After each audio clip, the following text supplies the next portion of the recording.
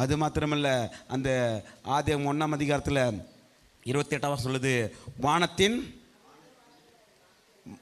சமுத்திரத்தின் மச்சங்களையும் ஆகாயத்தின் பறவைகளையும் பூமியில் நடமாடும் சகல ஜீவச்சந்துகளையும் ஆண்டு கொள்ளுகள் என்று சொல்லி அவர்களை ஆசீர்வதித்தாள். அப்படின்னாங்க இது அன்பானவர்களே, பிரியமானவர்களே, ஆண்டு சொல்றாரு, ஆமென், நீங்க சமுத்திரத்தின் மச்சங்களை ஆண்டு கொள்வாய். நான் சொல்கிறேன், சமுத்திரத்தின் மேலே போகிற கப்பல்களை நீங்கள் ஆண்டு கொள்வீர்கள். விசுவாசமா சொல்றேங்க, ஆமென் சொல்லுங்க. உங்க பிள்ளைகளை கொண்டு உங்களை கொண்டு கர்த்தர் செய்வாராக. உங்களை கொண்டு கர்த்தர் லாஞ்சுகளை வாங்க கர்த்தர் கிருபை செய்வார். பெரிய கப்பல்களை கர்த்தர் வாங்க கிருபை செய்வார்.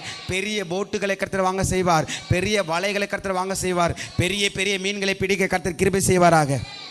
அதுதான் வசனம் சொல்லுது, கடலில் இருக்கிற மச்சங்களை நீ ஆண்டு கொள்வாய். அப்புறம் ஆகாயத்து பறவைகளை.